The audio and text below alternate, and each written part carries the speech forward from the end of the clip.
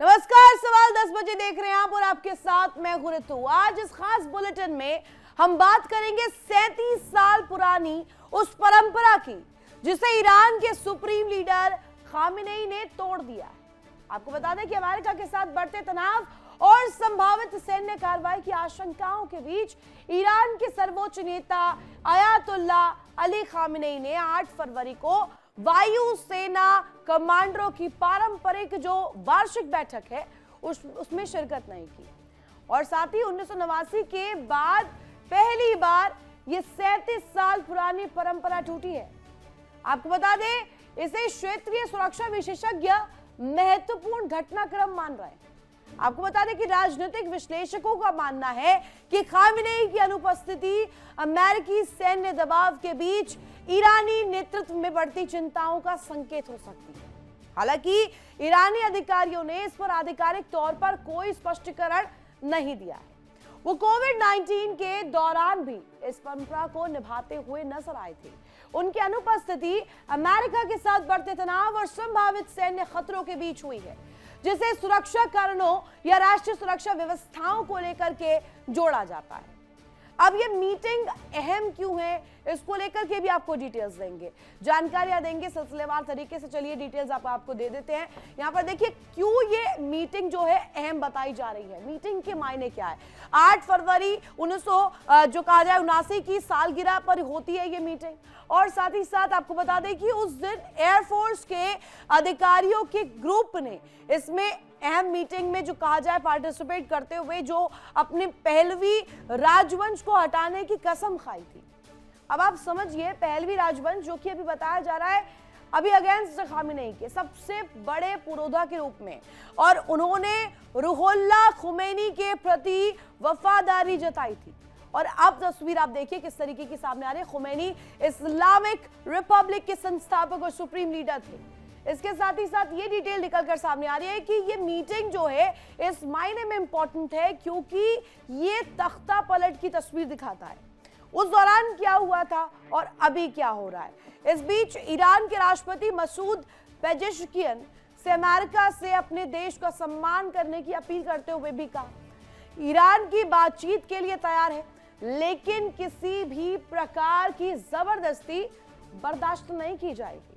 उन्होंने रविवार को सोशल मीडिया प्लेटफॉर्म एक्स पर लिखा, परमाणु मुद्दे पर हमारी सोच नॉन प्रोफेशनल ट्रीटी में बताए गए अधिकारों पर आधारित है। ईरानी राष्ट्र ने हमेशा से सम्मान का जवाब सम्मान से ही दिया है।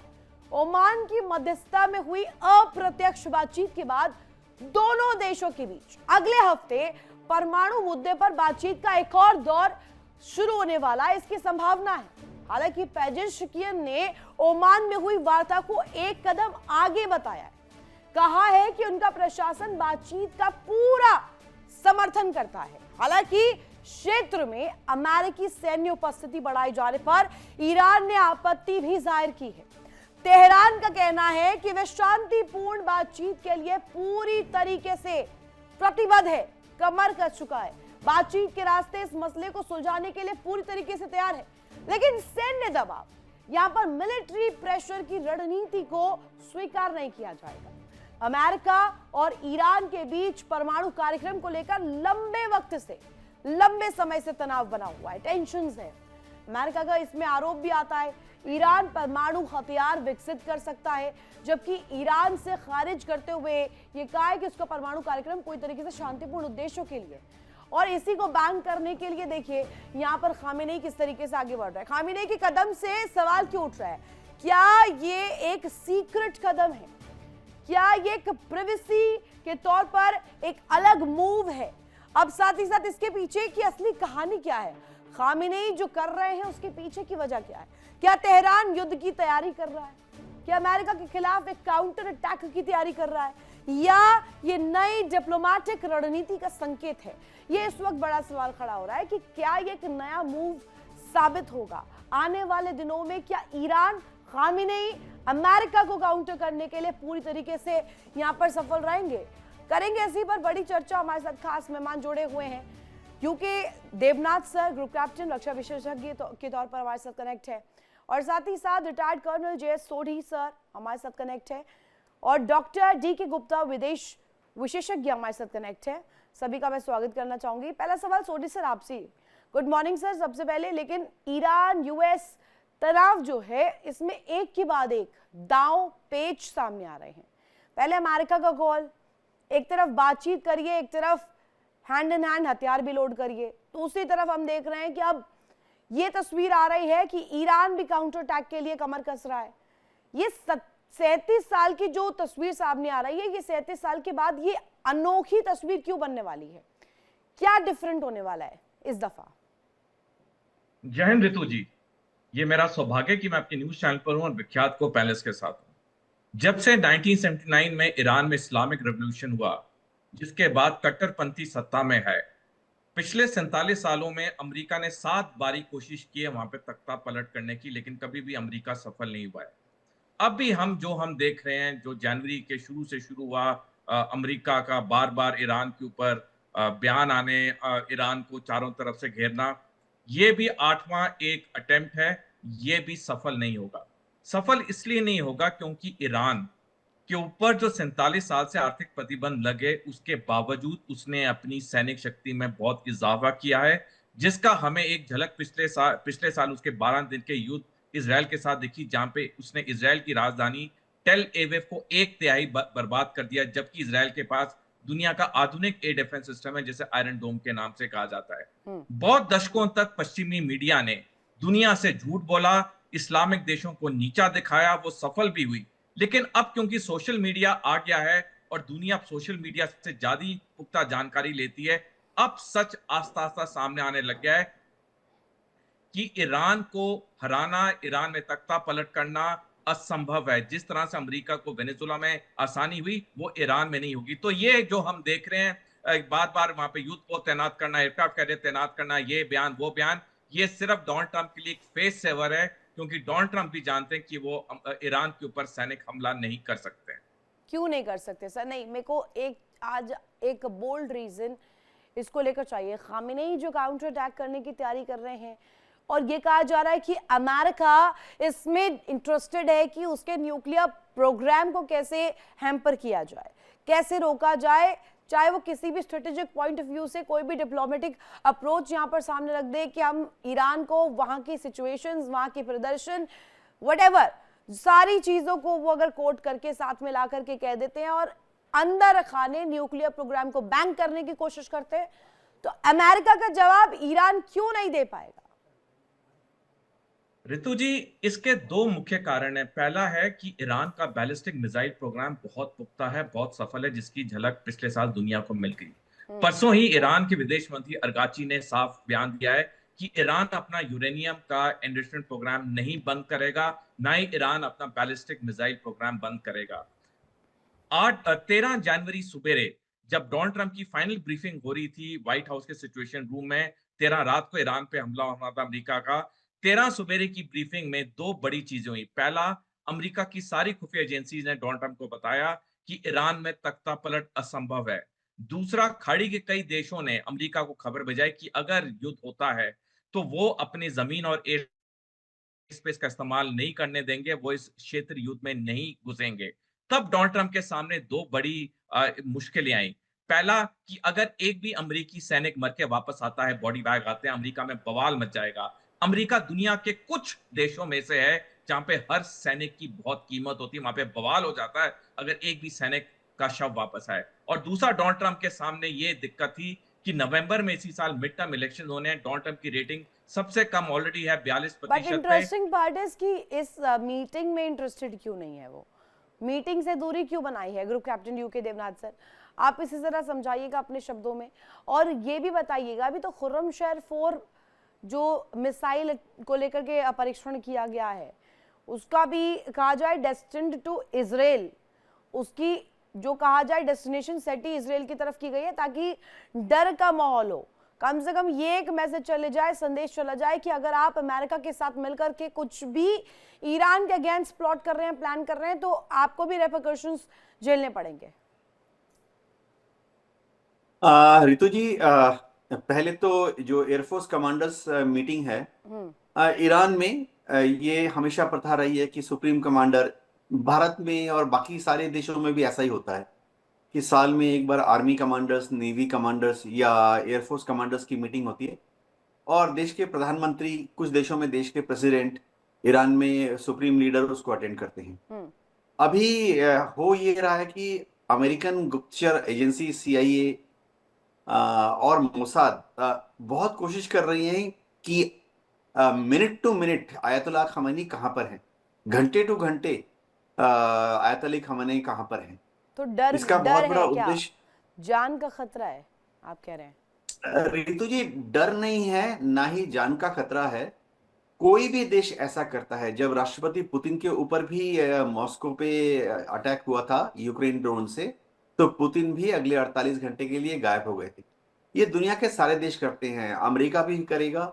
ये स्टैंडर्ड एडमिनिस्ट्रेटिव पॉलिसी होती है कि जब भी देश के सर्वोच्च नेता को या किसी भी शीर्ष नेता को खतरा होता है, तो क्योंकि दुश्मन का स्पाई एजेंसीज का मकसद क्या है कि वह इसको अपने जैसे अमेरिका में ये खबर सेंट्रल कमांड में जाएगी, सेंटकॉम कतार में है दोहा के पास, और अगर आदेश मिलेगा तो वो उसी वक्त एक मिसाइल लॉन्च करके आयतुल्लाह खamenei को नष्ट कर देंगे। जी तो इसमें डर की बात नहीं है, ये एक एडमिनिस्ट्रेटिव एक्शन होता है, दुनिया के सारे देश करते हैं, चाहे वियतनाम हो, चाहे सिंगापुर हो। सिंगापुर में भी जब राष्ट्रपति को थ्रेट होता है या जापान में भी जब प्राइम मिनिस्टर को थ्रेट होता है, तो उनको 6 घंटे या 12 घंटे के लिए गायब कर देते हैं जब तक कि ऑल क्लियर सिग्नल नहीं मिल जाता।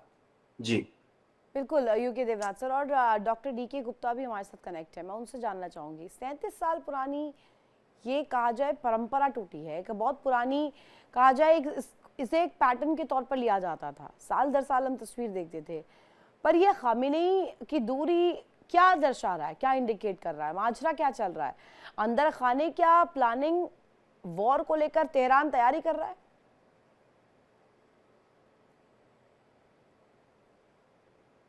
सुनाई दे रहा है मुझे? जी जी बाबुलंद आवाज आ रही है आपकी। अच्छा अच्छा, सभी लोग को जय हिंद। देखिए, मैं इसमें बहुत बड़ा मसला नहीं समझता हूँ, चूंकि एक टेंस है, ब्लॉकेड है पूरा ईरान का, और डिफेंस स्टडीज में ब्लॉकेड 2-3 चीजों के लिए किया जाता है। एक तो देश को इकोनॉमिकली कमजोर करने के लिए किया जाता है। आप सोचिए कि जब इंडिया में पार्लियामेंट अटैक हुआ था, तो air force, navy, army very next day augment हो गई थी पूरे बॉर्डर पर, और आफ्टर 28 डेज अमेरिका को हस्तक्षेप करना था कि किसी तरह से भारतीय सेनाएं पीछे हटे, क्योंकि उससे बहुत ज्यादा पैसा खर्चा होता है, बहुत ज्यादा जो है उस देश की इकोनॉमी, तो पाकिस्तान के लिए प्रॉब्लम क्रिएट कर रहा था। पाकिस्तान अप्रोच किया यूएस को, तो यहाँ पे ब्लॉकेड जो किया गया है उसकी वजह से बहुत सारी फौज मोबिलाइज हो गई होंगी वहां की, जिसकी वजह से वहां पे, तो इस माहौल में एक सुप्रीम कमांडर को ओपन थिएटर में आने की सलाह तो वहां की इंटेलिजेंस एजेंसी नहीं देगी। और ये बहुत सिंपल है, अगर रूटीन है तो आएंगे, अदरवाइज नहीं आएंगे। तो इस पहलवी थोड़ी शांत बैठेंगे सर, पहलवी थोड़ी शांत बैठेंगे। पहलवी भी तो अंदर खाने से इंफॉर्मेशन देंगे ही, वो तो देश के भीतर ही है ना। जी जी जी जी बिल्कुल बिल्कुल। देखिए, इस समय खamenei की सिक्योरिटी जो है उतनी होगी जितना कि अमेरिका के राष्ट्रपति की होती है, जिसके बारे में कहा जाता है कि 30 मिनट शेड से बाहर नहीं बैठता।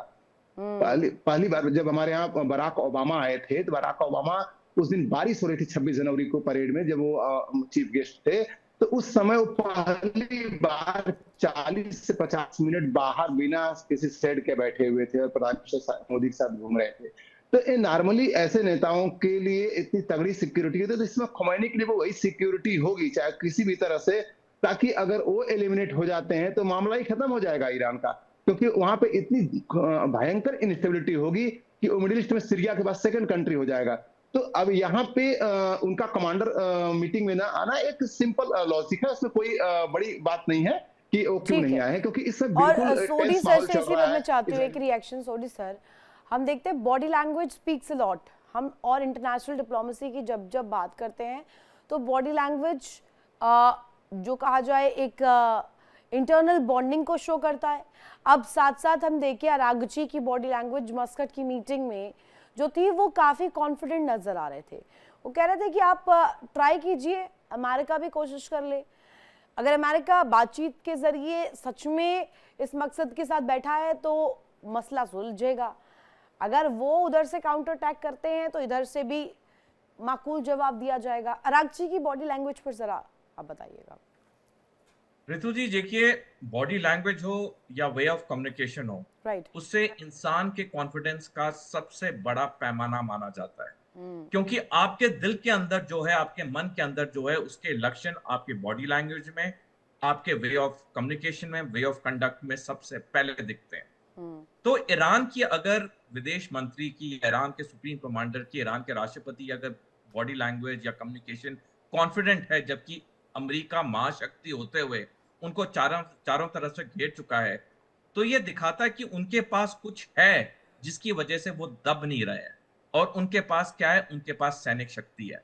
मानता हूं मैं कि ईरान के पास अमेरिका की तरह आधुनिक हथियार नहीं है, इतने एयरक्राफ्ट कैरियर नहीं है, युद्धपोत नहीं है, लेकिन हमें यह भी नहीं भूलना चाहिए कि ईरान की सभ्यता 5000 साल पुरानी पर्शियन सिविलाइजेशन है। उनके नागरिकों में जोश और जज्बा है, जो कि वेस्टर्न मीडिया दशकों तक छुपाता रहा। देखिए, वेस्टर्न मीडिया ने दशकों से बोलता रहा कि चीन टूट जाएगा, चीन के आर्थिक हालात खराब है, कुछ हुआ चीन में? वेस्टर्न मीडिया बोलता रहा कि जी इजराइल तो 2 दिन में हमास के ऊपर कब्जा कर लेगा। 2 साल से ज्यादा युद्ध चला, इजराइल हमास को हरा नहीं पाया। वो यही गरजने चीज वाले बादल बरसते नहीं है ना, थोड़ी सर, सवाल तो इसका क्योंकि हो जाता है। क्योंकि ऋतु जी देखिए, जब भी ये वेस्टर्न मीडिया कुछ बोलता है, पहला उनका वेस्टेड एजेंडा होता है। राइट। दूसरा, जो उनके रिपोर्टर्स होते हैं या उनके एंकर्स होते हैं, वो पढ़ते नहीं है। वो एक फिक्स्ड एम के साथ आते हैं कि मैंने इस देश को नीचा दिखाना है। उनका कोई, उनके पास ना टाइम, ना उनके पास इंक्लिनेशन है पढ़ने की। तभी जब भी ऐसी डिस्कशन वहां पे होती हैं, तो ये उन लोगों को बुलाते हैं जो उनके पॉइंट ऑफ व्यू को सपोर्ट करते हैं, जो कि डिफेंस एनालिस्ट वहां पे सेंस बोलते हैं, जैसे जेफरी सैक्स और कर्नल माइशेमर। उनको कभी सीएनएन और बीबीसी नहीं बुलाता है, क्योंकि उनका एजेंडा टूट जाता है, उनका भांडा फूट जाता है। लेकिन जैसे मैंने पहले कहा कि दशकों तक तो उनकी ये चाल चल गई, क्योंकि सोशल मीडिया था नहीं। अब सोशल मीडिया आ गया है, तो दुनिया सोशल मीडिया से ज्यादा पुख्ता जानकारी लेती है। तो ये ईरान की जो ये कॉन्फिडेंस है, ये उनकी अपनी सैनिक तैयारी और पे जब है। सोडी सर आप ये बता रहे तो स्क्रीन पे एक मिसाइल की जो परीक्षण की विजुअल्स है वो भी चल रहे हैं। वो विजुअल बहुत इंटरेस्टिंग है। खुर्रमशेर 4 मिसाइल को टेस्ट कर लिया ईरान ने, ट्राई कर लिया ईरान ने, दिखा भी दिया है कि अगर आप कोशिश करिएगा इस तरीके से आगे बढ़ने की, या वेस्टर्न मीडिया, वेस्टर्न ब्लॉक ऐसा कोई अप्रोच लाता है, तो ईरान वो देश साबित होगा जो कि एक काउंटर अटैक के लिए या एक अपफ्रंट सामने से अमेरिका को काउंटर करने के लिए एक देश साबित होगा। Am I correct Sodhi sir? Exactly Ritu ji, आपने सही कहा। 21 जनवरी को पिछले महीने ईरान ने कह दिया था कि हमारी मिसाइलें अमेरिका के मिडल ईस्ट के 9 सैनिक अड्डों पे ऑलरेडी तैनात है। हम पे अगर एक भी हमला हुआ, ये 9 सैनिक अड्डों को तो हम बर्बाद कर देंगे। इन 9 सैनिक अड्डों में 40,000 के करीब अमेरिकी सैनिक तैनात है। तो ईरान ने भी कोई कच्ची गोलियां नहीं खेली हैं। ईरान ने भी पूरी तैयारी की है। पिछले साल का जो 12 दिन का युद्ध हुआ, एक मिलिट्री टर्म, एक टर्मिनोलॉजी है मिलिट्री साइंसेज में, उसे कहते हैं पायरेक विक्ट्री। जी। ईरान का नुकसान जरूर हुआ, लेकिन ईरान की पायरेक विक्ट्री हुई। असली कहानी सोडी सर हम समझ रहे हैं, लेकिन मैं यूके देवनाथ सर से इसका एक आर्टिलरियल अप्रोच जो है ना वो समझना चाहती हूँ। यूके देवनाथ सर, ये परंपरा टूटी, ये रिवाज टूटे, ठीक है, दैट्स अ डिफरेंट पार्ट। हम ये जानना चाहते हैं कि ईरान यूएस तनाव के बीच खामेनेई के ये जो एक के बाद एक दाव सामने आ रहे हैं, खामेनेई कहीं से भी ऐसा नहीं लग रहा है कि वो शैडो डाउन हो गए हैं या उनके ऊपर कोई प्रेशर टैक्टिक्स काम कर रही है। थर्ड थिंग कि यहाँ पर सीधे सीधे क्या इसे माना जाए कि कोई सीक्रेटिव मूव, कोई एक सीक्रेट अप्रोच के साथ अभी खामेनेई काम करने वाले हैं, वो प्राइवेसी के नाते भी छुपाया गया हो, अभी डोमेन में नहीं आया है? ऋतु जी, हो ये रहा है कि जब भी एक देश पर हमला होने वाला होता है, तो उनके जो लीडर होते हैं वो हर कुछ कुछ घंटे में अपनी लोकेशन चेंज करते रहते हैं। पिछले साल जून में जब ईरान फायर कर रहा था मिसाइल्स इजराइल की तरफ, तो नेतन्याहू इसी चीज को फॉलो कर रहे थे। हर 12 घंटे में वो अपनी लोकेशन चेंज कर रहे थे, और जब खतरा हो तो हर 6 घंटे में अपनी लोकेशन चेंज कर रहे थे। तो ये जैसे, क्योंकि देखिए मैं कर्नल सोरी, हम डिफेंस से हैं, ये पहले से ही पूर्व निर्धारित होता है। अगर हम पाकिस्तान पर हमला करने वाले हैं, तो पाकिस्तान में भी एसओपी लिखी होती है कि अब भारत से हमला जो है वो इमिनेंट है, यानी कभी भी हो सकता है। तो पाकिस्तान के भी जो टॉप लीडर्स हैं वो हर 6 घंटे, हर 12 घंटे अपनी लोकेशन चेंज करते हैं।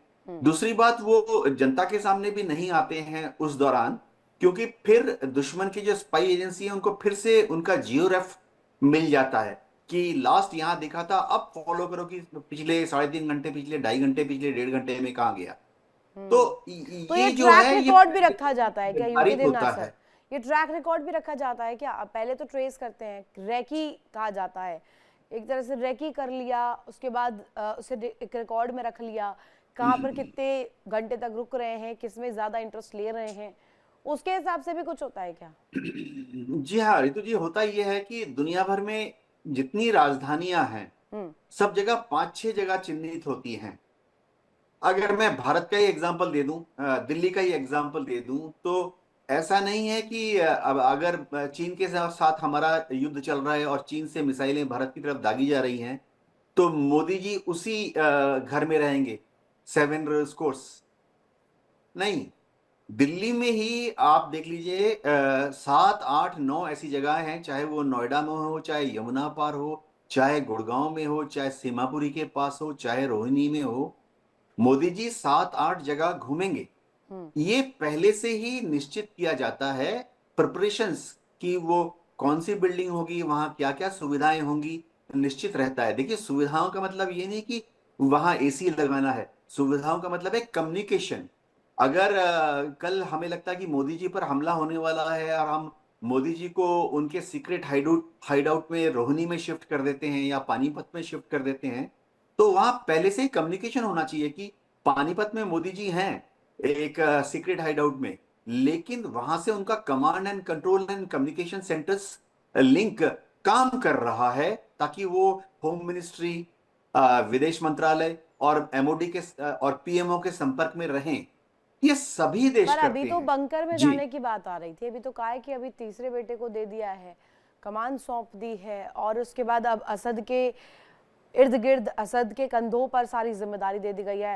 मेरे साथ डीके गुप्ता सर है, मैं उनसे समझ लेती हूँ। डीके गुप्ता सर, हम बात करते हैं जितनी दफ़ा ईरान की, खामेनेई की एक स्ट्रॉन्ग बोल्ड पर्सनालिटी के रूप में हम हमेशा उनको देखते हैं। अब ये मुझे बताइएगा, चाहे बंकर में छुपने की बात हो, हाइड आउट्स में छुपने की बात हो, या यहाँ तक का आया ही बात कि जो मॉस्को में शरण ले सकते हैं खामेनेई, इन तमाम चीजों को, इन डॉट्स को कैसे कनेक्ट कर रहे हैं? अभी 37 साल पुरानी परंपरा तो टूटी गई है, अब माजरा ऐसे आगे बढ़ रहा है कि खामेनेई दूरी बना ले रहे हैं मीटिंग से। तो डर नहीं है, लेकिन एक सीक्रेटिव मिलिट्री अप्रोच भी कह सकते हैं, एक टैक्टिक्स के तौर पर भी तो लिया जा सकता है। देखिए रितु सिंह जी, एक सोचने की बात है कि डिप्लोमेसी पे दोनों देश आए क्यों। इजराइल वाले युद्ध के बाद बार बार ईरान बोलता था कि अब हम बात करेंगे नहीं, तो सोचने की बात है कि बात करने के लिए क्यों आए। आगाची जो है उसको एंडोर्स भी कर रहे हैं, उसके बाद गए भी, और उसका सेकंड बोले बड़ा अच्छी बातचीत भी रही। दोनों देश की अपनी एक रिक्वायरमेंट है जिसकी वजह से नेगोशिएशन टेबल पर आए हैं। डिप्लोमेसी में हमेशा जो है पहले लेवरेज बनाया जाता है। अमेरिका जैसे भारत के खिलाफ लेवरेज बना रहा था कि मैं 48 बार बोला कि मैं भारत पाकिस्तान के युद्ध को समाप्त किया, लेकिन मोदी जवाब नहीं दिए। हवा बनाने वाली बात तो नहीं है फिर। तो ट्रंप का, देखिए मैं बता दूं कि ईरान को भी पता है कि मैं अगर वार लड़ूंगा तो मैं जीत नहीं सकता, इंगेज कर सकता हूं, मैं जीत नहीं सकता, इसको ईरान को पता है। और उसको ये भी पता है कि नॉर्थ अफ्रीका से लेके सीरिया हो, या नॉर्थ अफ्रीका से लेके सीरिया हो, इराक हो, कुवैत का युद्ध हो, अमेरिका अगर वहां पे अपनी पूरी सत्ता नहीं बना पाया है, तो वहां पे उन देशों के साथ ऐसी व्यवस्था कर दी है जहां पे वो डायरेक्ट कंट्रोल में है। और डीके गुप्ता सर, इराक रहा हो या अन्य जो कंट्रीज हो, जो कि कहा जाता है जहां पर नजर अमेरिका की शुरू से रही है, वहां पर तो कॉन्कर कर लिया है। सवाल तो यही है कि ईरान कैसे आगे बढ़ेगा, ईरान पर अभी तक क्यों नहीं बस चल पा रहा है, अभी तक अमेरिका क्यों नहीं चला पा रहे अपनी होड़ वहां पर। बहुत शुक्रिया कीमती वक्त देने के लिए आप तीनों मेहमानों का, इस डिस्कशन में शामिल होने के लिए भी।